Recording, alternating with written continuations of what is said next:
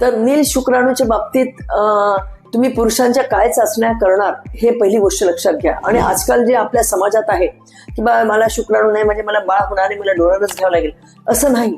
तुम्ही आधी स्वतःचा प्रयत्न तर करा आणि डेफिनेटली प्रयत्नाती परमेश्वर जसं म्हणतात तसं तुम्ही जर प्रयत्न केला आणि तुमच्या काही काय टेस्ट केल्या गेल्या पाहिजे जेणेकरून की तुम्हाला स्वतःचे शुक्राणू पाण्यात नसताना तुम्हाला स्वतःचं बाळ अनुवंशिकता असलेलं बाळ जन्माला येईल.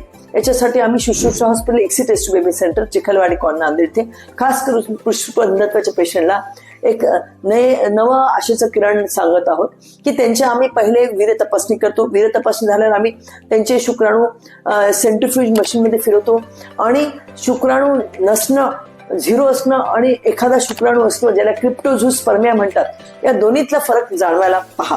जर एखादा मेलेला जिवंत किंवा शुक्राणू मिळाला आम्हाला तर मग आम्हाला आशा वाटते की याच्या शुक्राणू मिळू शकतात.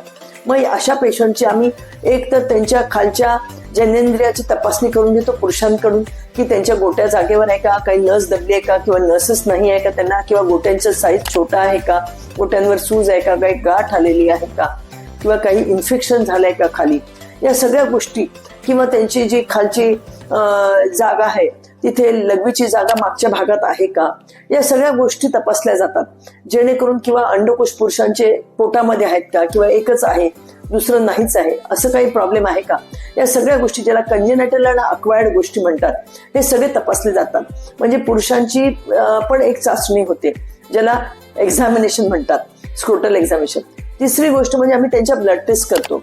त्या ब्लड टेस्ट कोणाच्या करतो, जर 10 लाखाच्या वर शुक्राणू आहेत तर त्यांची वीर्य तपासणीत होते, पण 10 लाखाच्या खाली शुक्राणू असलेल्यांची हॉर्मोनल टेस्ट केली जाते आणि 5 लाखाच्या खालचे शुक्राणू असलेल्यांची आम्ही खास करून गुणसूत्राची तपासणी करतो की अनुवंशिक यांच्यामध्ये XY ऐवजी XX आहे का, किंवा असं काही आहे का की ज्याच्यात की Y हा कमकुवत आहे, हे सगळं पाहिलं जाते.